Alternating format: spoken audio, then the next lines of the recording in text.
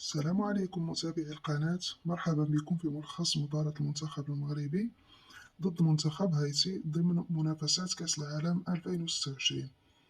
دخل المنتخب المغربي المباراة بطموح تحقيق الفوز والتأهل، ولكن البداية كانت صعبة بعد ما تمكن منتخب هايتي من افتتاح التسجيل في الدقيقة العاشرة. الأسود لقاو راسهم متأخرين في النتيجة منذ الدقائق الأولى، ورغم ذلك واصل المنتخب المغربي الضغط وصناعة الفرص إلى أن تمكن أشرف حكيمي من تسجيل هدف التعادل في الدقيقة 39 بعد هجمة منظمة أعادت الأمل للجماهير المغربية.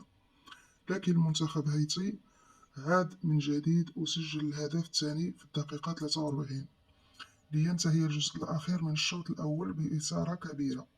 وقبل صافرة نهاية الشوط الأول بلحظات، تمكن إسماعيل الصباري من تسجيل هدف التعادل للمغرب في الدقيقة 46 لينتهي الشوط الأول بالتعادل هدفين لمثلهما.